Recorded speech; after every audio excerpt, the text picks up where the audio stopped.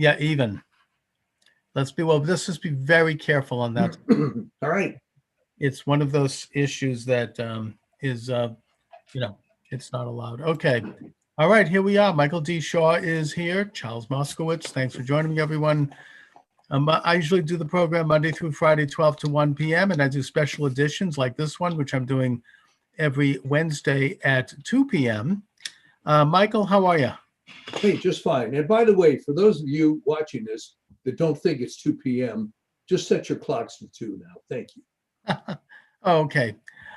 So we can discuss the virus and the remedy, which is a vaccine, with very great care because yeah, you can't criticize it. It's not. Whoops. I mean, whoops. And let me just YouTube. TikTok is doing some funny business here. It's kind of not allowed. But let me just say for the record that I am having my second dose on Friday. Well, good. Of the Pfizer, and it's kind of a personal choice. It's something that I've weighed and measured many factors, and I'm going forward with it, even though I'm nervous, obviously, about it, as anyone should be and is. But I mean, people in my family have done it. Everyone seems fine.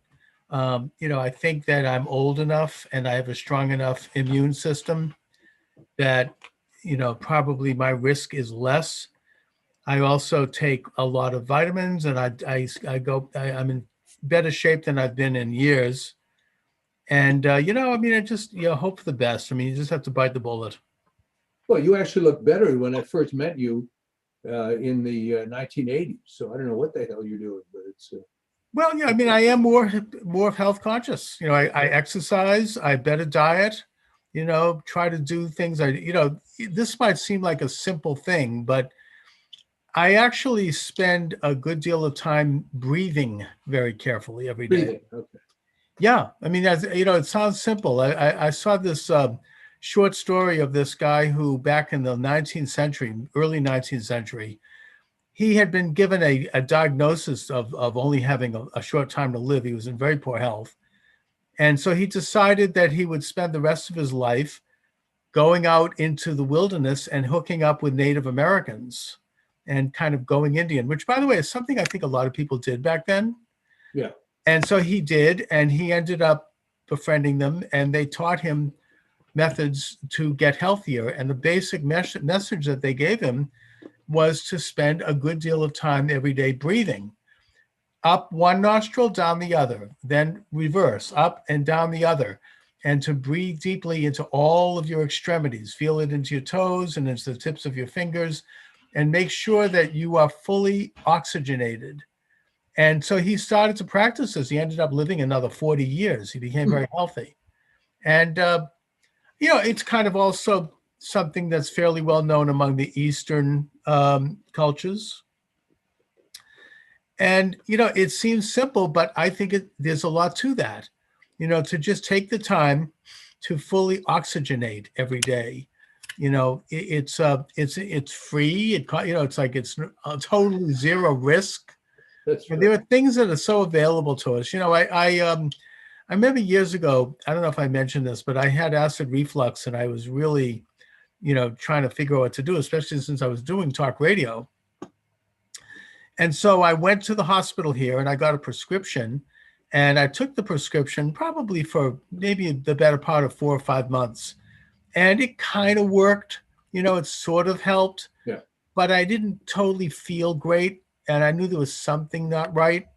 And so finally I got around to reading the fine print and doing a little research.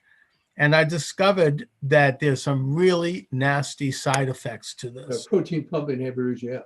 Yeah, that it does something to your bones. I mean, it's like really serious things. And so I came across this guy, Joe Barton, who offers health products. And he's very good. And he basically says that there are things you can buy at your grocery store, regular food that actually cures different ailments. And he issues a monthly report, really good guy. He actually sponsored me for a while. And he said that he got into it because his father had suffered from serious acid reflux, and he discovered that the simple remedy was to have an apple. And that if you really had, Couple of days. yeah, and if you really had serious problems, apple cider vinegar, particularly Bragg's apple cider vinegar, and or unprocessed raw honey in tea. And so I started doing that, and it worked. I mean, it's not 100%, but it costs me nothing to buy a bag of apples. I would probably get that anyway. And if I'm feeling somewhat acidic, I'll cut up an apple and have an apple. And so, I mean, I guess I'm bringing this up to point out that, when it comes to managing your health, I'm not against conventional medicine. I'm not against vaccines. I'm not against, the usual, certainly not against surgery if you need it. Right. But there are alternatives. There are normal, common sense things you can do. And I'm not talking about some crackpot guru stuff either.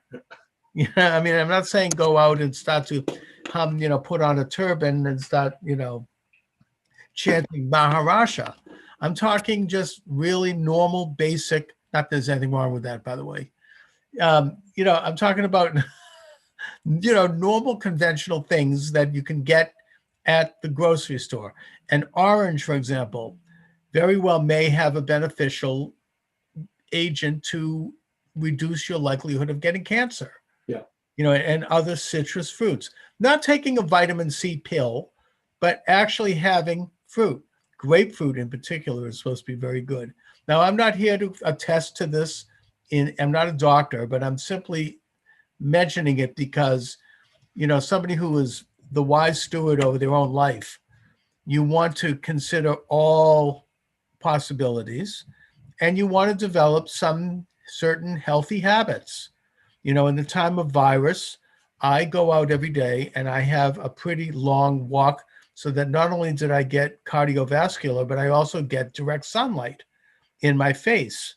And in my, and I usually unbutton my shirt a little. I try to expose myself to the sun. Yeah. Because if you do that every day for about a half an hour, you're going to absorb the sunlight that kills viruses. And I think that I mentioned vitamin D, especially if you're up in my part of the country in Boston, because everyone up here has a little bit of a deficiency of vitamin D. And I've heard it speculated that one of the reasons why African Americans are more vulnerable to the virus is because due to the increased melanin in their skin, they need extra time to get sun. Because, when the darker your skin tone, the more time you need, it protects you from sun. There's something about that. So stay out of maybe another 10 minutes, and get a little extra sun. But either way, the natural rays of the sun are the best thing to do to kill viruses. So what's on your mind today? Well, I have to be very careful about what we talk about, but let's be very careful. There's certain areas where we have to. One of the vaccines has been suspended by the FDA and the CDC. That's right, and I think that's been in the paper. I think we can talk about that. Well, even then, I mean, the Boston Globe talks about it. That doesn't mean we can talk about it. That's right. But so let's be careful. Yes, I mean, I think that there have been reportedly 6 cases of blood clots, and there's been 1 death. That is not me saying that. That's the Boston Globe. Okay, you can't get more liberal establishment than the Globe. The Globe is an embarrassment when it comes to. Well, even more liberal outlets than that have memorialized this, and I think that there's a couple of reasons for that. Let's be careful here. Yes.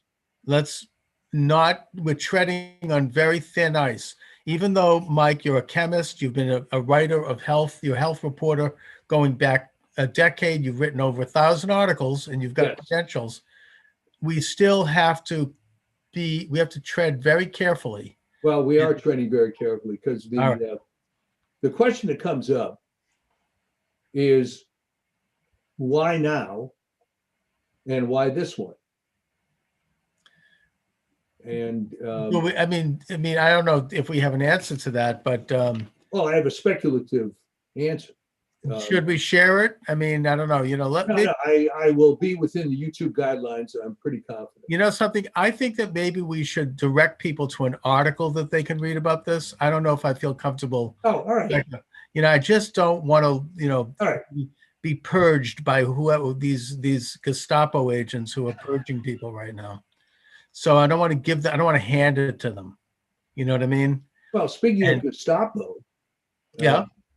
There's a very promoted story on multiple media about apparently some guy in the UK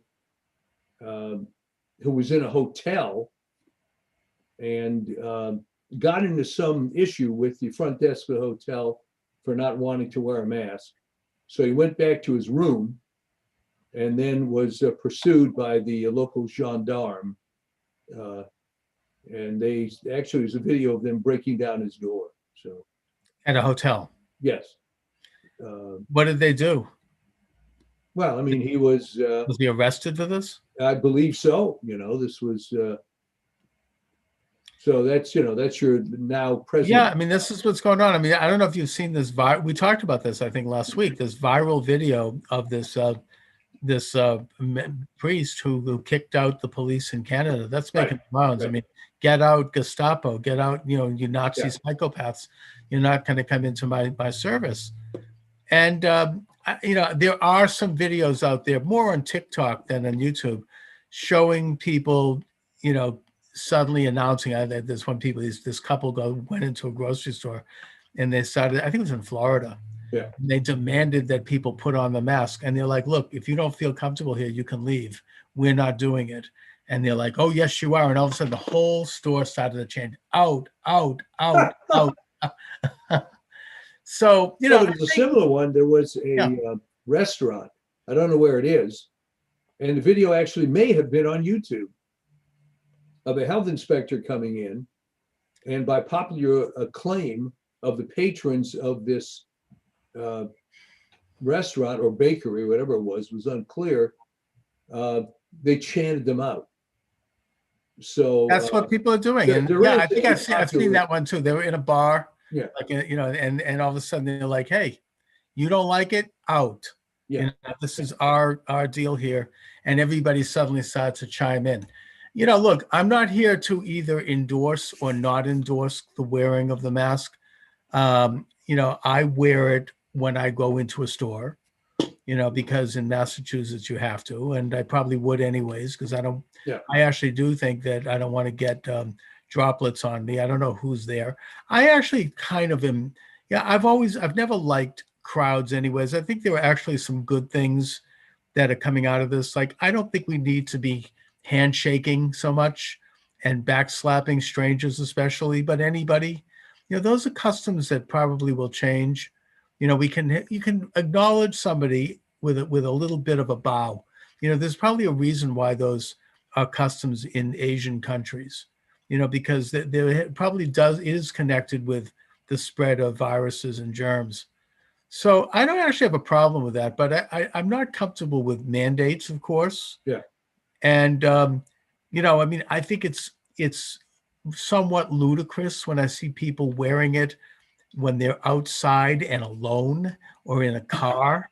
I mean, don't forget, I live in Boston, so we have some real, loony. It's very strict. Yeah. Yeah. I mean, they put, and the double masks, that's, it's overly fearful. And it actually. Would they wear these masks in the combat zone if it still existed? I wonder. I don't know. That's been driven out of town a long time ago, but you do see, you see people who are just so fearful and timid and, even if you take a look at the CDC guidelines, they don't say to do that. I mean, they've now changed it to say 3 feet, not when you're like walking down the street and there's someone on the other side of the street who doesn't have a mask and all of a sudden you're having an apoplexy. It's like people are really, it's like, it's beyond reason. So sure, I carry the mask when I'm outside. I have it near me. So if I see somebody coming and they're uncomfortable, I'll hold it up, or something. Yeah. I mean, these people that are wearing these gator masks, they look like they're ready to rob a stagecoach.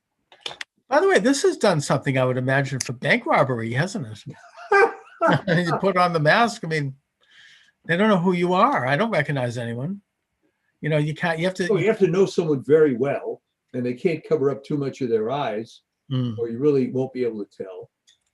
Now I watch Lester Holt, so you don't have to. Oh, how do you do And this? because I then know what they're thinking and I know what Oh. they're doing. It gives me an insight into what the illuminated establishment is saying on a given day. And they had someone on, an expert, and she couldn't even keep a straight face, saying that the mask is reducing allergies and exposure to pollen, and that they're getting these reports saying that this year allergic cases have gone way down. I don't believe that for a moment. Neither do I. But what that tells me is that they're setting it up so that the mask ain't going to go away anytime soon. I mean, I know maybe I'm getting a little conspiratorial here. I put on a tin hat, but when I watch stuff on Lester Holt, I take that as smoke signals from the establishment, what it is that they're pushing now, whether it be atrocity propaganda about the virus itself, or whether it be this. I think they're introducing this as something that's going to become normal. And in a way, and again, I want to be careful here, it could possibly be equated with the practices of a certain Eastern religion, or maybe I should say Middle Eastern religion, Yes. particularly the women who will do practices like this with the covering of the face. Now, I'm not mentioning the name Well, of. it certainly would have the quote unquote unintended consequence of limiting human interaction, which I really believe is part of this, for whatever nefarious reason. And the other thing too is that the teachers' unions are kind of playing their hand pretty openly. That apparently they'll never want to go back to work. I mean, why should they? Right. They're paid anyway.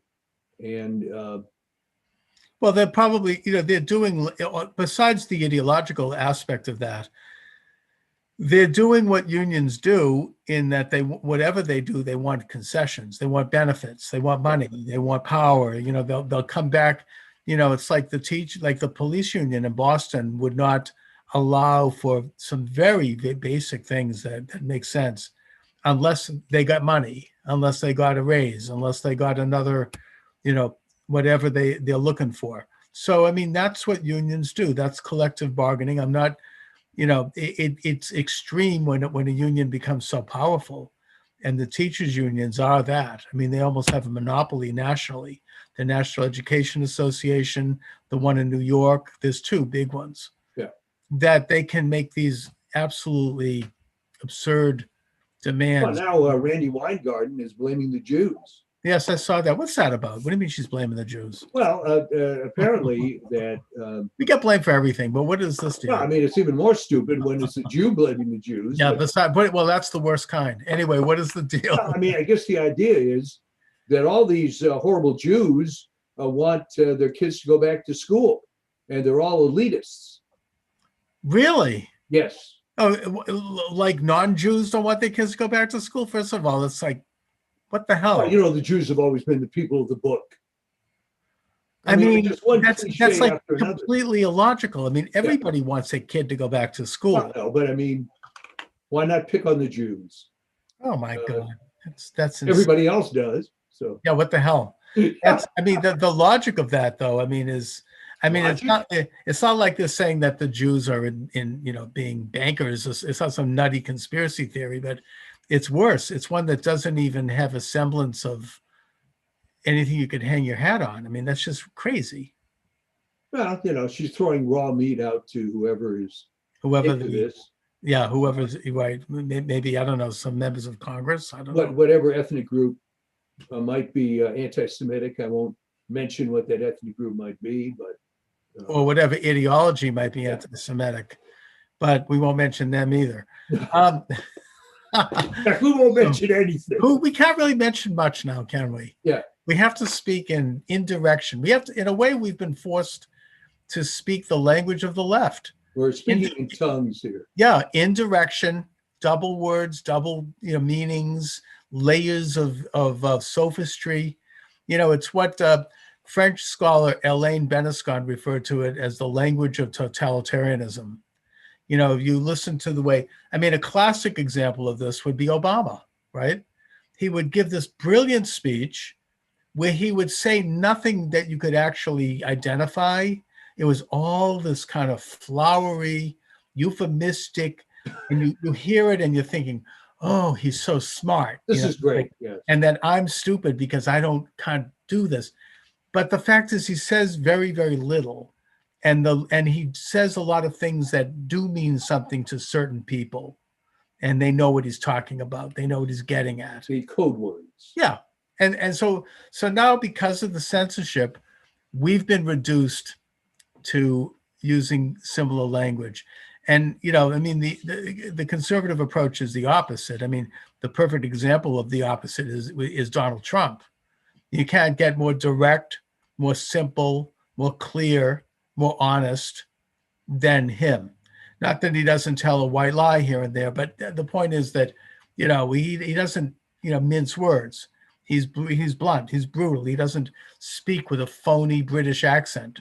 It goes back in this elitist kind of tongue they use. So we're now reduced to some of that, unfortunately, and maybe we'll have to develop our own system of code words and signals so that we can all communicate publicly without being completely purged. Yeah, well, this code word thing reminds me of the story of the many, many years ago. This guy was sentenced to a term in Leavenworth, and his cellmate yells out, 31, and everybody starts laughing. And then he says, how about 53? And everybody laughs even harder. So the new rookie says, well, what is this all about? Well, we tell jokes in prison. We got to the point that we just, have numbers that refer to those jokes, and everybody remembers it. Why don't you try it? So the new guy says, 29. Nobody laughs. Nobody laughs. Then he tries, all right. What about 64? And again, nobody laughs. And the rookie turns to his cellmate, says, I don't know, what did I do wrong? He said, I can't help you. Some people tell jokes better than others. Yeah. So we can now have codes for the arguments that dare not speak in words.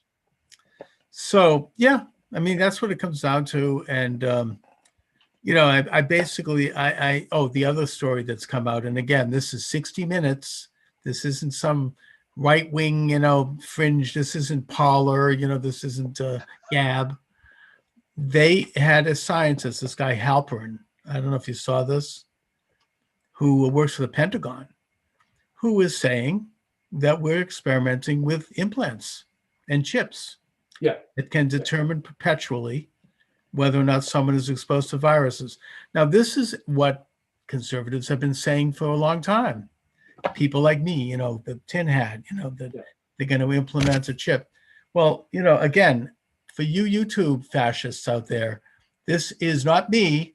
This is 60 Minutes. You can check it for yourself. Last Sunday, it was a segment by which they actually interviewed this guy who was in the Pentagon at a lab with this experiment, and he showed I think it was Scott Pelley. He showed him the actual thing, the mechanism that they will plan to implant in people, and apparently have already been doing so with animals. So, this is a real story. This is a real. The other thing was when Alex Jones suggested over a year ago that something like a vaccine passport might exist, he was condemned by everybody. And lo and behold, well, there's a community, I think, in California that's right now has a pilot program with that. This, and just as a little side thought, and I'll toss this out there without too much elaboration. But if they're pushing the idea of people having a vaccine passport, why can't people have a voter ID? Well, actually, that question has been raised, Uh-huh. but never answered. Right. I think the official answer is racism. I see. So then black people won't have to have a passport for COVID then? I Well, mean, no, why because would it be racist to ask a black person to have an ID for voting and not for COVID? because I say so. I mean, I just wonder what the logic. I mean, the whole thing obviously Logic? is a farce. I mean, Yeah. now speaking of which, and again, let's be careful here. No one's I know- more careful than me. No one's. Oh yes. Well, I do a TikTok video every day, And you're careful, and they still come off. and I'm careful. And in fact, right now I'm live streaming on TikTok, and I've actually built up, a pretty good audience there. I've got almost 10,000 followers. Wow. Okay. And it's interesting, when I do a live stream, I could sit down during my walk, turn on the live stream, and all of a sudden there's about 50 people there, and I communicate. I could talk, answer questions, through text. And I did one yesterday that was taken down because of hate speech. Not that I hated. Well, isn't it ironic though that you're popular because you're not willing to be censored, but yet they'll take it off? Right. And I have a feeling I'd be a lot more popular if I wasn't being shadow banned there too. Oh, there's no question about it. Yeah, I mean, I'd probably have like 1 million followers. The reason you have these followers is people are expecting, at least in the short term, to see something that's a little more interesting content, even though they know it's probably going to be taken off. Could be, but this particular one, I mean, and I've done some controversial TikToks. I say pretty much whatever I want. Yeah. And I'm usually not taken off, although there's been a few that have. But this now one, you're getting better known, so maybe they're watching you.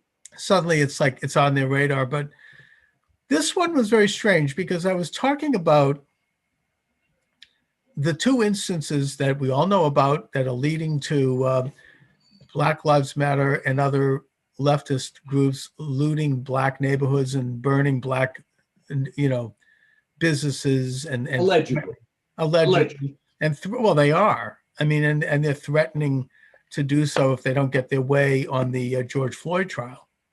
Well, now they're going to have the trial of this other one. Yeah.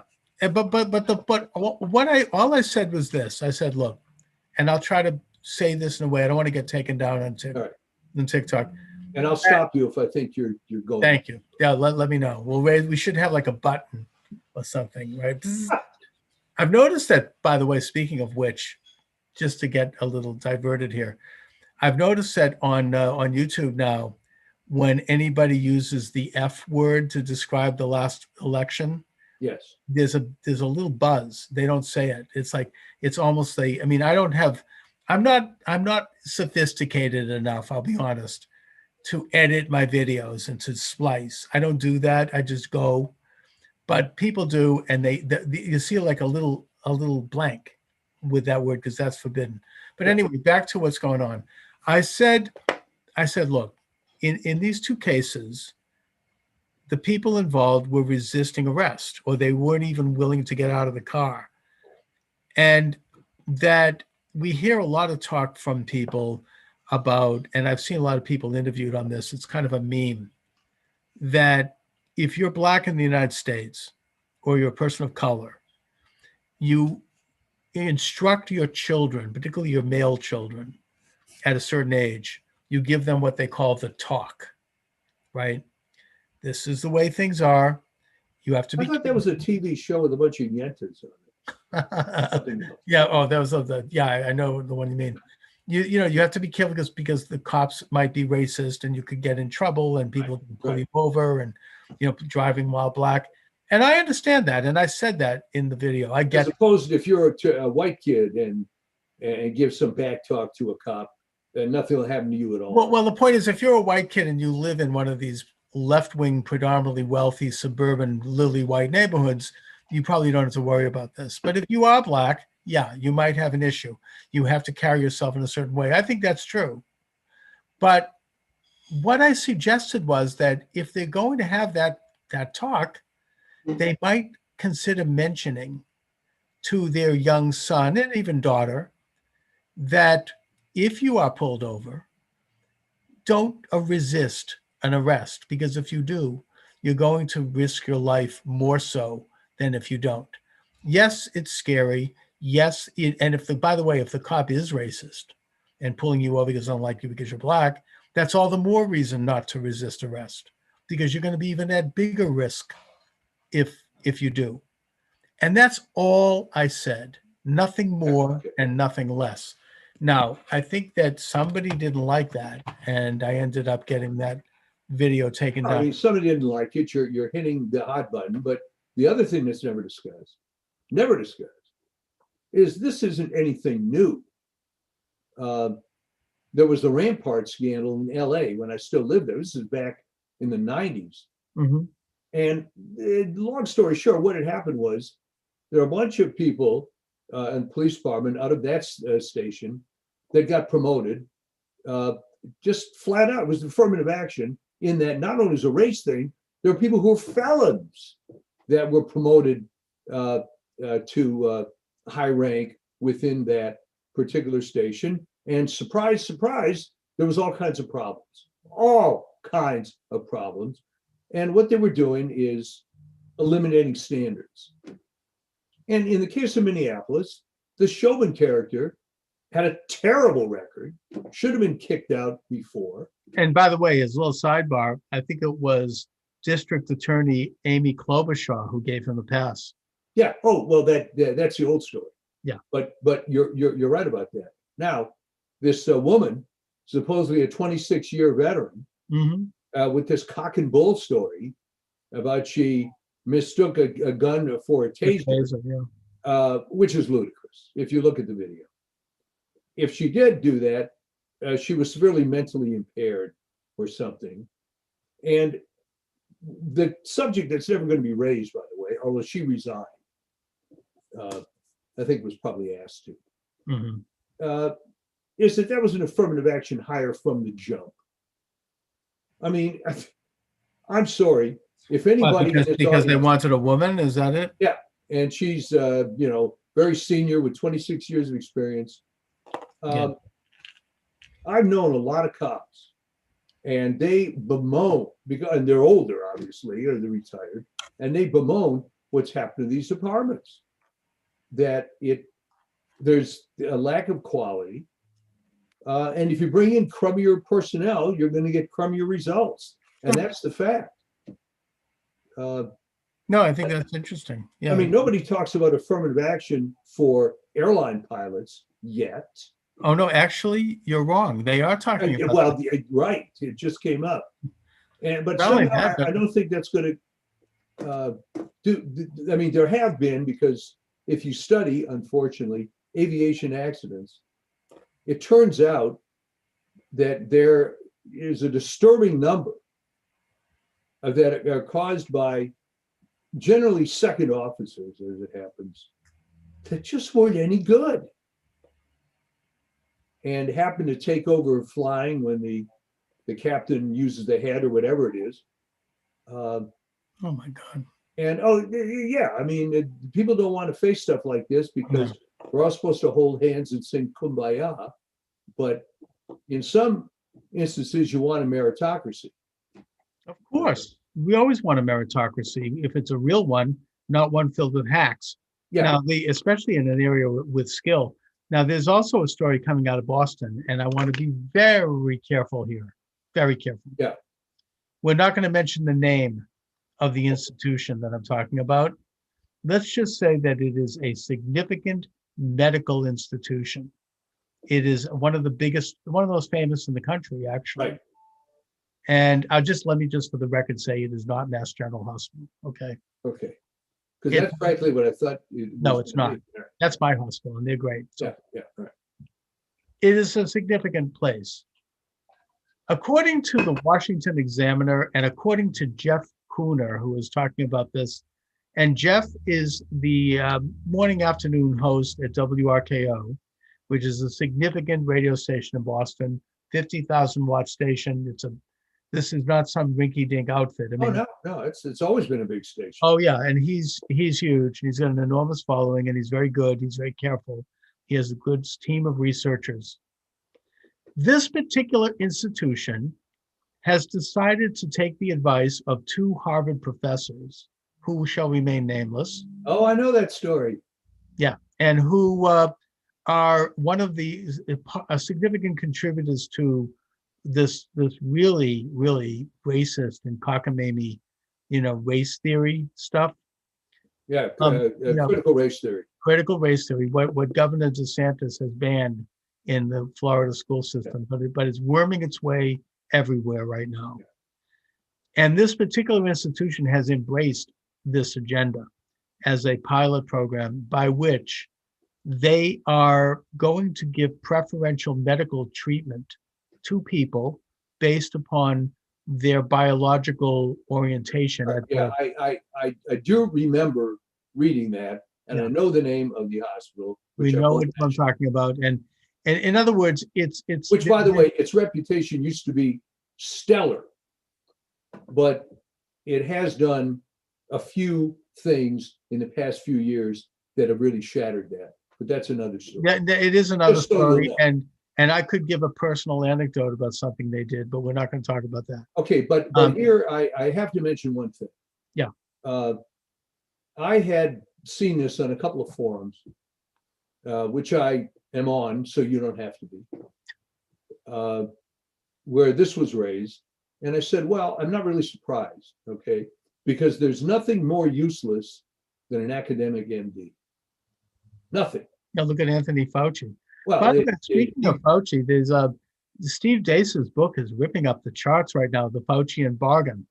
Yeah. It's a great expose of Fauci. Everyone in Washington's reading it.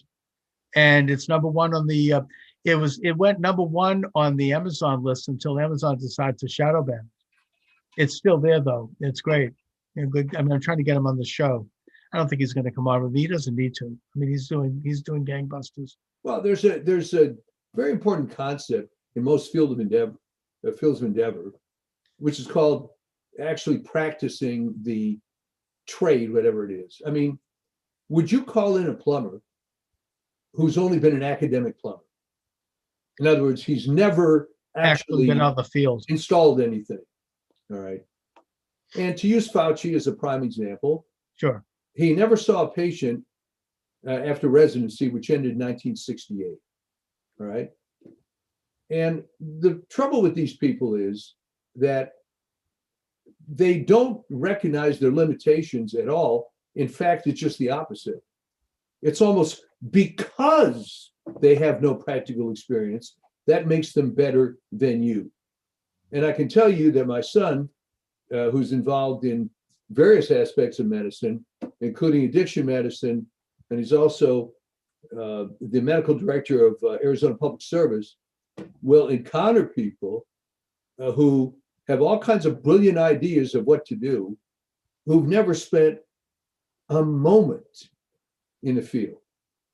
And my wife, who's a teacher, sees this all the time with administrators and people that think they know better.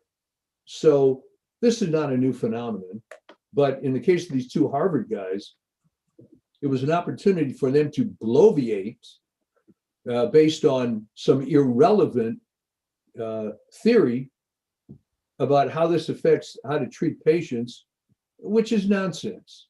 And in fact, they were condemned. Well, it's worse than nonsense. I mean, this is, if they're going to put people on the front of the line who are of a certain biological birth, yeah, as opposed to someone else who may not be. What happens if you've had a heart attack? What happens if you need to, urgent care? Well, here's what happens. Are you going to be put in the back of the line because somebody else, you're not the right, background, and somebody else will be put first? Well, I mean, the answer to that, of course, is Sieg Heil.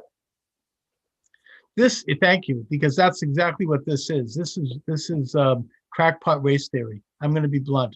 Look, I don't care. Maybe I'm going to be pulled from YouTube for this. This reminds me of the kind of racial, stuff that was going on in National Socialist Europe. Let's be euphemistic here. Yeah. During the 1930s, we may recall that our country went to war to stop this in the 1940s. This is where you have the state or significant institutions in a particular society decide that people who have one particular biological orientation are preferred over another. And, do I think that, there's been racism? First of all, I don't think there really has been with hospitals. I think hospitals admit everybody if they need urgent care. Maybe even if there has, the answer is not to prioritize certain races over the other. The answer is to get rid of the problem.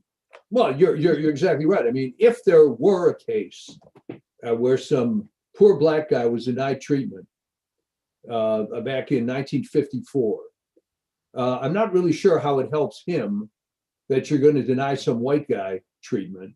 Right. You take away the race. We're supposed. Whatever happened to Martin Luther King's vision of not being judged by the color of your skin, but by the content of your character? Well, it's not operative anymore. I mean, and this particular institution is known to be very, very liberal. I mean, are they saying that for the past, 20, 30, 40 years, they've been racist in their medical treatment? I didn't know that. Well, I mean, it's popular for them to say that. In other words, if you may have seen in the Simpsons, Hank Azaria for many years voiced this character of East Indian background who ran a store, and of course that's a cliche, even though it is true that many people from India do own 7-Eleven franchises. Well, now he's apologizing. Wasn't it terrible that he did this? Well, first of all, you're an actor. That was the part that you were playing. If it's terrible at all, he wants to get another job is the problem, and he's going to be blackballed unless he does. And it's easy for me because they can't do much to me. To say I'll stand up to that crap. I'm going to say no. I'm going to reject that. I'm not apologizing for anything. But he's in Hollywood. He has an agent who might drop him. He wants to get parts, in television. But I mean, consider how stupid this is. Of course, he didn't write the part.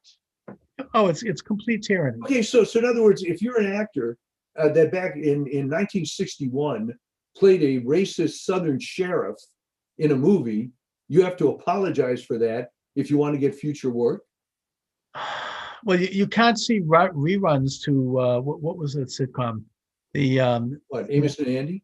No. The one with they had the Confederate flag on the roof of the car. Oh, the Dukes of Hazzard. Dukes of Hazzard. They can't play that now. Yeah, because nobody in the South had Confederate flags on their car. Right. I mean, just the fact that image exists, you can't have that now. That's banned. Well, because and by the way, they're trying to bring back slavery. I mean, it's ridiculous.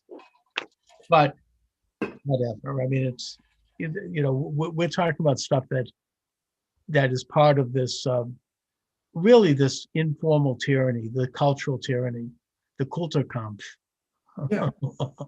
if you will. Well, Goebbels would be proud. I mean, it's sure, and the idea that this kind of race theory would be implemented in a major institution. Well, here's the thing, Charles. If you're a useless academic MD, and they are useless, you have plenty of time to bloviate about stuff like this.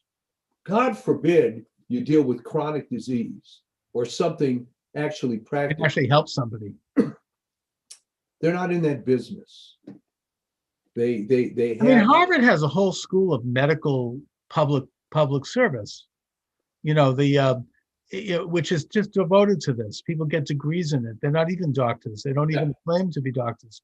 They're just administrators of healthcare. I mean, this is what Obamacare is all about. These people who know nothing about actual healthcare.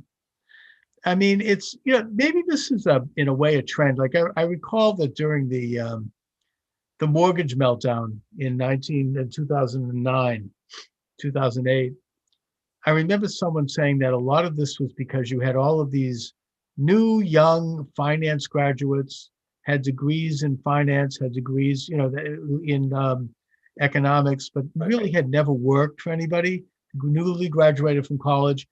And they all were given these high-paid jobs on Wall Street where they would sit around looking at a computer screen all day, and they'd be blipping numbers here, and they'd be doing stats there, and they'd be putting people's pension funds here and people's retirement there. Right. And they really didn't understand in the real world what these things were.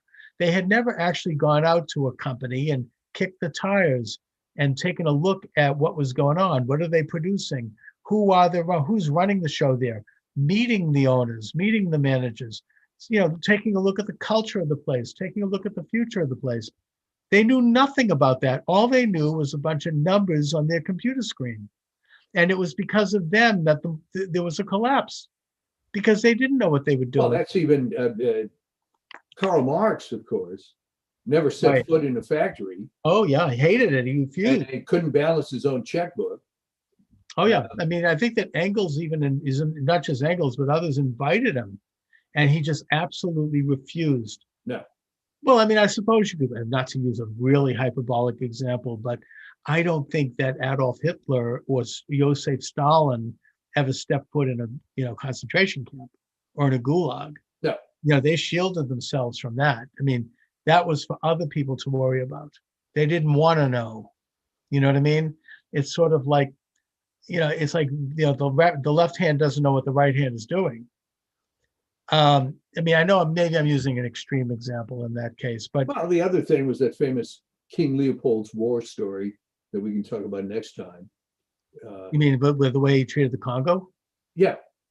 Oh yeah, maybe I think he was responsible for like 1 million deaths. Oh yeah, there were 1 million deaths, and of course the punchline of the story is that he never actually set foot in the Congo, didn't know anything about it at all, and I think this is a source of pride for most of these people. Mm. That apparently, if you have a completely academic mindset, the less practical experience you have, the better, because now it's pure. Mm. Well, doesn't that kind of explain much of our academic elite today in colleges? Of course. Isn't this the people that are running our, social sciences, anthropology, sociology? Yeah, well, I mean, the joke used to be in the 60s that was about the time, and I was an undergrad, where the sociology professors, the anthropology professors started changing from wearing suits to wearing work shirts. And I actually noted to a classmate, much to his horror, that I said, isn't it funny that the farther these guys get from physical labor, the more they dress like these people? What an observation. That's so yeah, it was just a total affectation. And that's always what it was. And reminds me of when Al Gore was running for president. His advisor said, you need to wear more earth tones so you could look like everyone else. You could look like a real person, Yes. Yeah, Naomi Wolf was giving him advice. Yeah, there you go. By the way, she's pretty good now. Oh, she's great. Yeah, I guess she had an epiphany. Yeah. Should try to get her on. I don't think she'll come on with me, but you never know. Yeah, well, she really came out hard against vaccine passports. Oh yeah, yep. I look, it's easy for me to sit here and say that I don't think that's going to happen, but given everything that's happened in this past year, between the response to the pandemic and between the improprieties around the election, I wouldn't put anything past anyone. Well, may you live in interesting times. Yeah, basically. So, and by the way, to the gods of YouTube, I hope we didn't offend anybody. We certainly do. We tried our best to not, even though we don't know the exact words that go into the algorithm, we generally have a sense through the purging of other people and me, what are the subjects that are now forbidden in this free society. I feel like I'm on the Groucho Marx show in reverse. But if I say the secret word, I don't win any money. I get removed from the show. So Yeah, well, we're all like in the Groucho Marx show right now. Yeah. So anyway, Mike, what do you have coming up in terms of your column?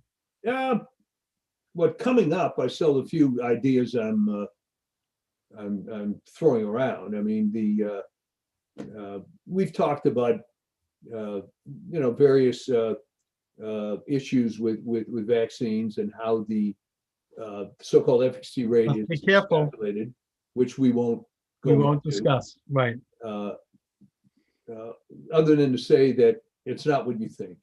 Okay. We'll leave it at that. Yeah. Where can people read it? Healthnewsdigest.com. All right. And what about your website? Anything new on there? Well, I mean, charlesmoscowitz.com. Every time I do a YouTube, it shows up there automatically. I've got my books linked there. I've got my archives there.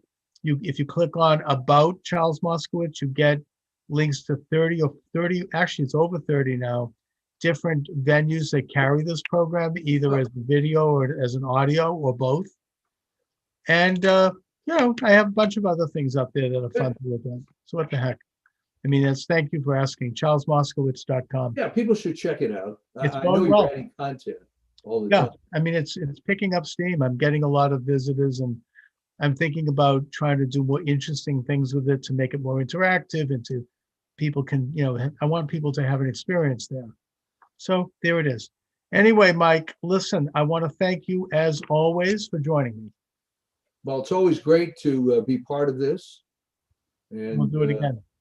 We will leave you with this famous Henry Ford quote.